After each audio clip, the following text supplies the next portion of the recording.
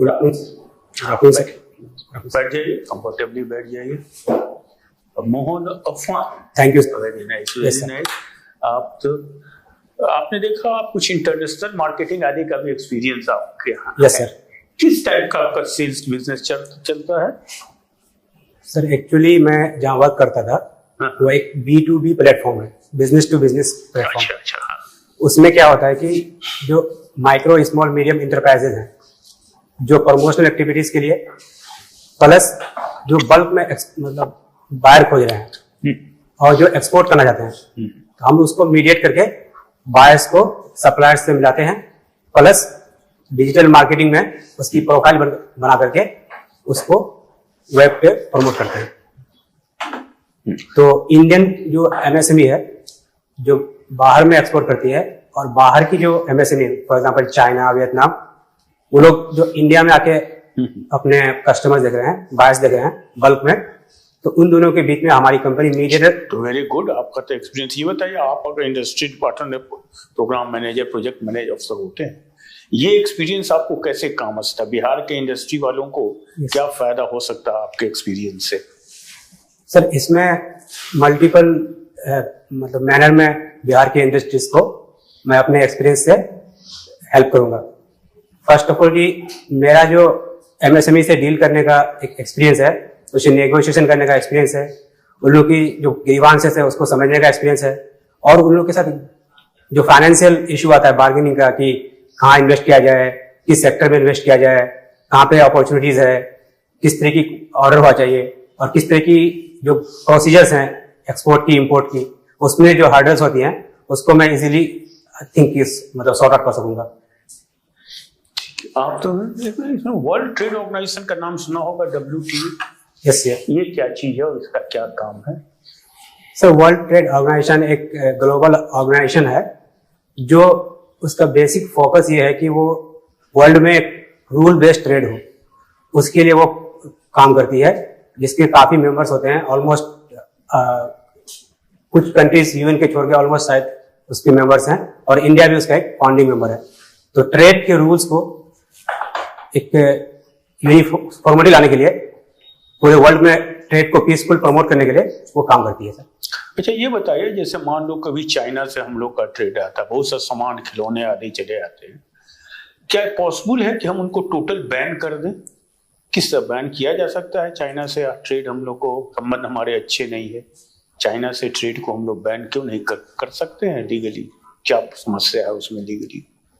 Sir complete ban तो आज के डेट में पॉसिबल नहीं है कि ब्लैंकेट बैन कर दें, इंपोर्ट को जी जीरो इंपोर्ट कर दें। हाँ, क्यों, क्या दिक्कत है? क्योंकि सर चाइना बहुत सारे सेक्टर में रिसोर्स रिच कंट्री है, और उसके अगेंस्ट हमारी जो कंट्री है, हम काफी रिसोर्स लैकिंग कंट्री है।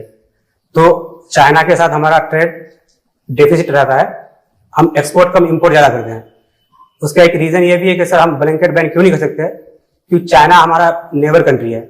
तो जब कुछ हम इंपोर्ट करते हैं तो हमारी लॉजिस्टिक कॉस्ट प्रॉक्सिमिटी होने की वजह से थोड़ा कम हो जाता है। तो एक तो डिपेंडेंसी ऑन रिसोर्सेस है, दूसरा लॉजिस्टिक चार्जेस है, और तीसरी बात है कि चाइना में वो बल्क सप्लाई करती है, उसके पास मैन्युफैक्चरिंग कैपेसिटी काफी ज्यादा है, तो उससे हमको चीप और इजी वे में सामान मिल जाती है। तो ये भी एक रीजन है कि अदर कंट्री के कंपेयर में हम चाइना पे डिपेंडेंट है, और चाइना को हम कंप्लीटली बैन नहीं कर सकते। अच्छा, थोड़ा सा मुझे इंडियन इकोनॉमी को बताइए। अभी देखा गया कि पास्ट में वर्ल्ड के बहुत सारे कंट्री इकोनॉमी बहुत अच्छी नहीं है, ग्रोथ रेट कम है, लेकिन इंडिया की इकोनॉमी लोग कह रहे हैं कि अच्छा बूम कर रहा है। क्या कारण हो सकता है इसका? इंडियन इकोनॉमी अच्छे शेप में है? सर कोविड के बाद ऑलमोस्ट सारी इकोनॉमी काफी सफर की है, और उसमें इंडिया भी इफेक्ट हुआ है, लेकिन इंडिया की इकोनॉमी बाउंस बैक की है। मतलब डिफरेंट इंडिकेटर्स हैं, और काफी इकोनॉमिस्ट लोगों ने इसको माना है। तो उसमें सर सबसे बड़ा फैक्टर जो है कि इंडिया की जो एग्रीकल्चर सेक्टर है वो ड्यूरिंग कोविड एक सिल्वर लाइनिंग सेक्टर हो गई। मतलब सारे इंडस्ट्री बैन होने के बाद भी एग्रीकल्चर हमारी काफी अच्छी गई। तो ये एक रीजन है कि इंडिया की इकोनॉमी इस कोविड के बाद भी अच्छी कर रही है। फान जी, आपको है इंडिया के बारे में ऑप्टिमिस्टिक है, मुझे लगता है कि इंडिया का ग्रोथ स्टोरी टोटल झूठा है, प्रोपेगेंडा है। देखिए, आप रिटेल इन्फ्लेशन बढ़ रहा है, अनएम्प्लॉयमेंट भी काफी बढ़ा हुआ है, और जो है रूरल इकोनॉमी की जो मुफ्त में अनाज प्रेजेंट सरकार दे रही है और वेरियस स्टेट्स भी जो दे रहे हैं, इससे रूरल इकोनॉमी सस्टेन है। तो मुझे लगता है ये बहुत दिन नहीं सस्टेन होगा, हम लोग की इकोनॉमी का बबल बर्स्ट करने जा रहा है, सून हम लोग श्रीलंका और पाकिस्तान की हालत में आ जाएंगे। आप हमसे सहमत हैं? यदि हाँ या ना, और कारण बताइए। सर, इसमें मैं थोड़ा आपसे अभी डिसएग्री कर रहा हूँ। हाँ, आप कारण बताइए। रीजन ये है कि सर, डेफिनेटली जितने रीजंस अभी आपने गिनवाया कि अनएम्प्लॉयमेंट राइज हो रही है, इन्फ्लेशन बढ़ रही है, तो ये सारे रियलिटीज हैं। बट हमारी इकोनॉमी जो है सर, इकोनॉमी की साइज अभी हमारी जो है, हम लोग वर्ल्ड की 5th लार्जेस्ट इकोनॉमी है अभी। तो in terms of size of economy हमारी इकोनॉमी में उतना मतलब इश्यू नहीं है, लेकिन इतनी बड़ी पॉपुलेशन होने की वजह से पॉवर्टी हमारी एक हकीकत है। तो 50% प्लस पीपल जो हमारी काफी पुअर है, तो उसको काफी सब्सिडी देनी पड़ती है। उसके वजह से हमारे जो एक्सचेकर का बर्डन है उस पर चल जाता है।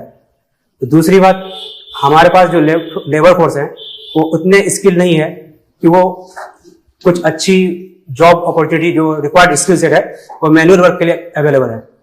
तो ये कुछ रीजंस हैं कि जिससे इंडिया की इकोनॉमी मतलब इतनी बड़ी साइज की होती हुई भी डिफरेंट इंडिकेटर्स में इंडिया लैग कर रही है।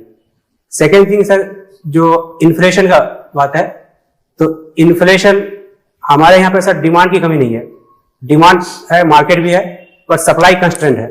तो सप्लाई कंस्ट्रेंट की वजह से हमारे पास इन्फ्लेशन की रेट बढ़ जाती है इसकी वजह से। बट इकोनॉमी मेरे अनुसार अभी इंडिया की इकोनॉमी वो मिथ नहीं है, मतलब रियलिटी है। शक्ति जी। अच्छा, आप सब्सिडी की बात कर रहे थे कि सब्सिडी बहुत ज्यादा यहाँ दिया जाता है। ऐसा कहा जाता है कि यहाँ सब्सिडी बहुत ज्यादा है नहीं। आप यूएस में देख लीजिए एग्रीकल्चर को कितना सब्सिडी मिल रहा है, ये ब्लू बॉक्स, ग्रीन बॉक्स और एम्बर बॉक्स के द्वारा। तो फिर हम सब्सिडी को क्यों आधार बनाते हैं कि सब्सिडी के कारण जो है ये स्थिति उत्पन्न हो रही है या सब्सिडी बहुत ज्यादा यहाँ दिया जाए? Sir, being a welfare state, हमारी रिस्पॉन्सिबिलिटी है कि जो सिटीजन हमारे देश के हैं उसके डिसेंटली लाइवलीहुड दिया जाए।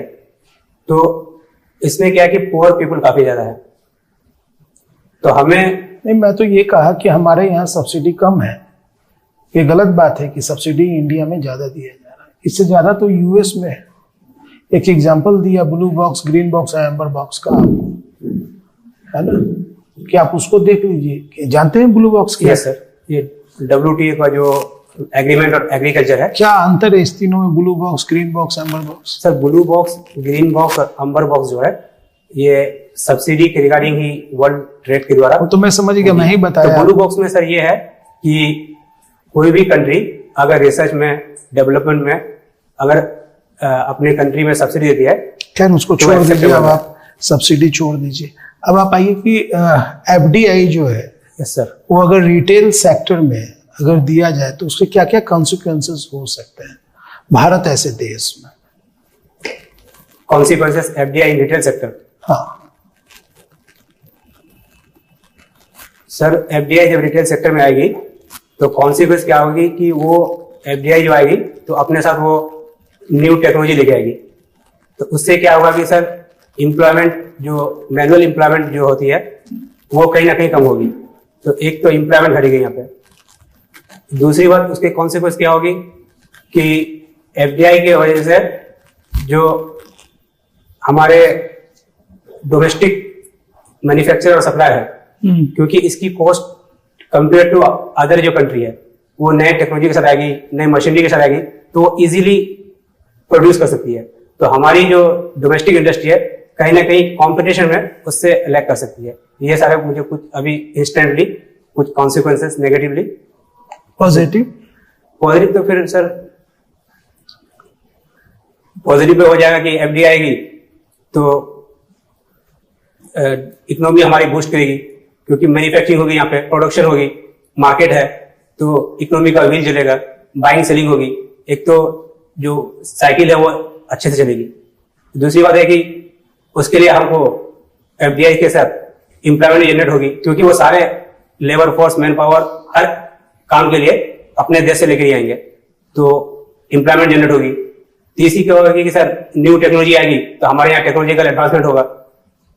फोर्थ होगा कि FDI से हमारे ये आप लोग को बिजनेस मैनेजमेंट फॉरेन ट्रेड भी पढ़ना था। Yes sir. ये ट्रायंगुलर ट्रेड क्या होता है? सॉरी सर, मुझे अभी उसके बारे में याद नहीं आ रहा। नहीं पता। अच्छा एक चीज बताइए, कोई कंपनी US से चली, वो दूसरे कंट्री में गई, अब उस कंपनी पर कहाँ का लॉ लागू होगा, कौन सा? चूंकि देखिए एक लॉ तो जिस कंट्री में वो गई है ना, यस सर, उस कंट्री का अपना लॉ होता है, एक US का लॉ होगा, यस और एक इंटरनेशनल लेवल पे जो लॉ बना हुआ है उसका लॉ होगा। Yes sir. तो कौन सा लॉ इनके ऊपर लागू होगा और कैसे ये कंपनी जो है वो काम करेगी, पढ़ना है आपको ये सब? Yes sir. बताइए। मतलब कोई कंपनी, सर एक क्वेश्चन था बस। कोई कंपनी US की है, यस सर। और वो कंपनी इंडिया में आ गई, यस सर। तो भारत सरकार का अपना भी लॉ है। Yes sir. फिर उसके बाद एक और लॉ है, इंटरनेशनल लेवल पे लॉ बना हुआ है विश्व में कि कंपनी कैसे काम करेगी नहीं करेगी। कोई अगर बाय द वे विवाद उत्पन्न हो जाता है तो वो कंपनी किस लॉ से रेगुलेट होगी? सर इसमें अगर फॉर एग्जांपल की टैक्सेशन के पॉइंट ऑफ व्यू से देखें तो जैसे इंडिया के कंटेक्स्ट में उसका एग्जांपल लेते हैं कि इंडिया की काफी कंट्री के साथ double taxation avoidance agreement sign की हुई है। तो उसमें क्या होता है कि सर प्लेस ऑफ ओरिजिन किसी कंपनी का यहाँ पे है या वहां पे है, तो टैक्स किसी एक ही जगह लगती है, तो ये टैक्स का इशू ऐसे सोल्व होता है। इसी तरीके से सर दूसरा कि प्लेस ऑफ इफेक्टिव मैनेजमेंट, उसमें क्या होता है कि कोई कंपनी जहाँ स्टेब्लिश हुई है और जहाँ पे उसके मतलब कोर मशीनरी बैठती है, टॉप बोर्ड ऑफ डायरेक्टर्स बैठते हैं, और नहीं कोई विवाद उत्पन्न हो गया, इस कंट्री में विवाद उत्पन्न हो जाए, है ना, तो फिर क्या होगा उस कंपनी का? सर इसमें सर मुझे अभी एग्जैक्टली मतलब नहीं पता होगा। देखिए आप लोगों को पढ़ना था ना Yes, ये sir. बिजनेस मैनेजमेंट Yes, में इन चीजों के बारे मैं रिवाइज कर लूंगा सर इसको। में। कस्टम यूनियन भी पढ़ना है आप Yes, लोगों को, हाँ? कस्टम यूनियन, फ्री ट्रेड, फिर आप आगे बढ़ते हैं CAC, PA, फ्रेमवर्क एग्रीमेंट, ये सब पढ़ना है ना? Yes sir. जानते हैं इसके बारे में? Yes sir. ये सर ये डिफरेंट टाइप्स ऑफ इंटीग्रेशन। अब छोड़ दीजिए उसको, आप मुझे ये बताइए कि जो मल्टीलेटरल ऑर्गेनाइजेशंस हैं वो अस्तित्व में आ गए? Yes sir. एग्जाम्पल बताइए उसका एक। मल्टीलेटरल ऑर्गेनाइजेशन, हाँ, जैसे साफ्टा हो गया, सार्क हो गया। वो सबको तो मेरे अंदर से प्लूरिलेटरल बोलते हैं। मल्टीलेटरल बताइए कौन सा है? जैसे WTO आ गया। WTO। अब इधर आप देखिएगा कि बहुत सारे प्लूरिलेटरल ऑर्गेनाइजेशंस भी आ गए, आपका छोटे छोटे ऑर्गेनाइजेशन, ब्लॉक्स आ गए। Yes sir. तो ब्लॉक्स जिस प्रकार का आपस में एग्रीमेंट करते हैं, यस सर। और जो छूट वो अपने मित्र राष्ट्रों को देते हैं, वैसे छूट उनको वहां मल्टीलेटरल ऑर्गेनाइजेशन में, WTO में, उनको वहां पर ये छूट नहीं है यस सर। व्यापार में, यस सर। है ना? जो आसियान राष्ट्र है वो आसियान राष्ट्र को फ्री ट्रेड का दे देता है ये, यस सर। है ना, परमिशन, लेकिन वो वहां नहीं। क्या इसका जो इम्पैक्ट है वो इम्पैक्ट कहां पड़ रहा है? उसका इम्पैक्ट पड़ रहा है आपका उसके व्यापार पे, WTO पे पड़ेगा इम्पैक्ट। Yes sir. तो आप मानते हैं कि ये जो ब्लॉक्स है वो ब्लॉक्स एक बाधा उत्पन्न कर रहा है इस ऑर्गेनाइजेशन के लिए?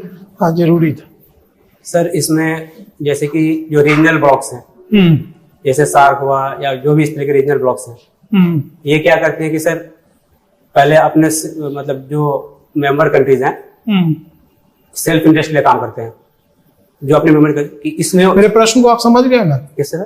प्रश्न समझ में आ गया? Yes sir. हाँ, बताइए। इसके बाद जहां तक मल्टीलेटरल ट्रेड की बात है, तो मुझे ऐसा लगता है कि सर मल्टीलेटरल ट्रेड में कहीं ना कहीं ये जो स्मॉल ब्लॉक्स हैं ये एक बाधा नहीं, एक वे फॉरवर्ड की तरह काम करते हैं। क्या करते हैं? एक मतलब फैसिलिटेशन के तरह काम करते हैं, मल्टीलेटरल के कंसेप्ट को, उसके जो विजन को आगे ले जाने के लिए। कैसे? क्योंकि सर WTO है, फॉर एग्जांपल WTO कोई रूल फॉर्म किया है इंटरनेशनल ट्रेड के रिगार्डिंग। अब कोई दूसरी ट्रेड ब्लॉक है, रीजनल ब्लॉक, अब वो कोई ऐसा रूल अपने बीच में ट्रेड को इन्हेंस करने के लिए या एक्स्ट्रा प्रॉफिट करने के लिए नहीं कर सकती है जो WTO के रूल के अगेंस्ट हो। तो कहीं ना कहीं वो इन सिंक में रूल ऑफ WTO ही काम करती है। तो मुझे नहीं लगता कि regional blocks multilateral trade block के काम में बाधा उत्पन्न करती है। अच्छा, बिजनेस मैनेजमेंट का प्रोजेक्ट मैनेजर से क्या रिलेशन है? सर कोई भी जो प्रोजेक्ट मतलब प्लानिंग होती है, प्रोसेस में होती है, एग्जीक्यूट होती है और उसका फाइनल आउटकम होता है, तो उसका सर प्रोसीजर होता है। तो बिजनेस मैनेजमेंट में वही इंटायर प्रोसीजर प्लानिंग से लेके एग्जीक्यूशन तक, प्रोक्योरमेंट से लेके डिलीवरी तक, जो भी चैनल्स होती है, जो भी मीडियम होती है, वो दोनों एक साथ रहती है सर। तो वही। लेकिन मैं समझता हूँ कि अगर मेरे पास दो कैंडिडेट्स हों, यस सर, एक इंजीनियर हो और एक मैनेजमेंट से हो, यस सर, मैं इंजीनियर को ज्यादा प्रेफर करूंगा, क्योंकि पहले मैनेजमेंट तो बात होगा, पहले हमारा प्रोडक्शन तो हो जाए। तो मैं सोचता हूँ कि मैं पहले इंजीनियर्स को हायर करूंगा।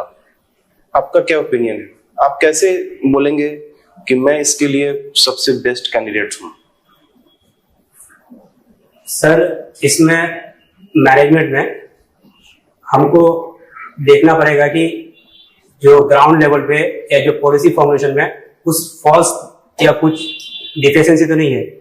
तो मैनेजमेंट जो है वो रेगुलेट करती है, वो देखती है, उसकी प्रॉपर प्लानिंग करती है और उसकी एग्जीक्यूशन वगैरह में या जो भी उसके लिए रिसोर्सेस है उसको अवेलेबल कराती है। मतलब मैनेजमेंट लेवल पे।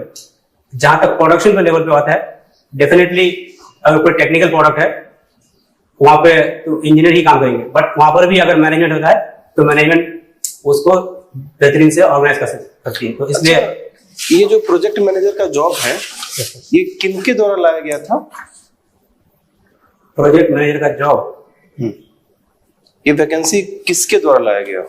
Bihar public service commission. ये तो एक एग्जाम कंडक्टिंग बॉडी है, किसने इस जॉब का सृजन किया था? इसके बारे में मुझे नहीं पता है, लेकिन ये जो जॉब जो काम करेगी वो डिस्ट्रिक्ट इंडस्ट्रीज सेंटर में काम करेगी।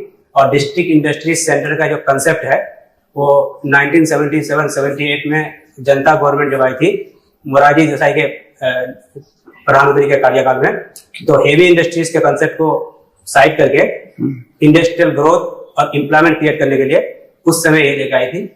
ये है सर डिस्ट्रिक्ट। ठीक है, आपका इसमें काम क्या क्या होगा?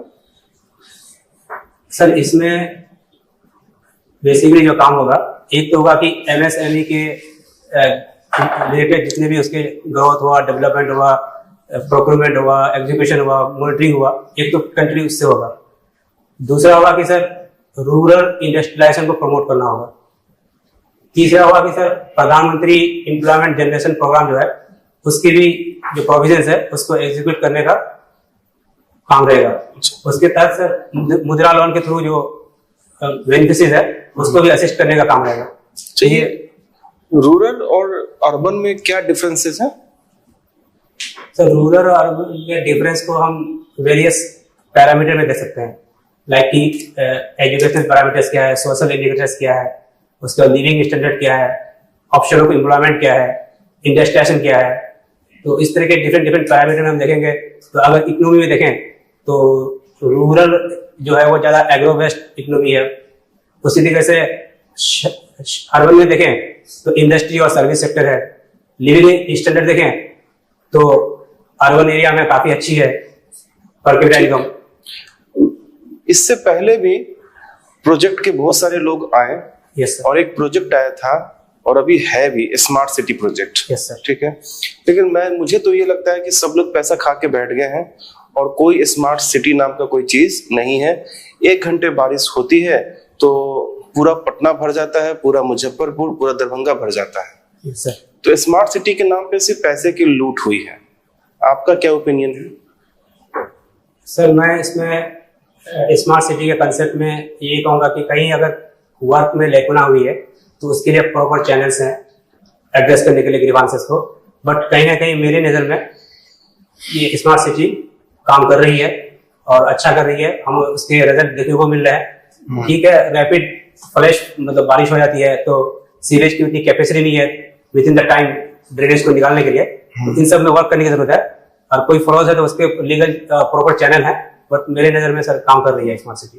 ठीक है। इंफ्रास्ट्रक्चर डेवलपमेंट हमको देखने को मिल रहा है, हमको अच्छे और भी जो एमिनिटीज हैं वो देखने को मिल रहे हैं सर आज के शहर में। इलेक्ट्रिक व्हीकल इंडस्ट्री का क्या स्कोप है बिहार में? सर बिहार गवर्नमेंट जो है वो ग्रीन इकोनॉमी पे काफी फोकस कर रही है और पोल्यूशन के रिलेटेड बहुत ही कंसर्न है बिहार गवर्नमेंट।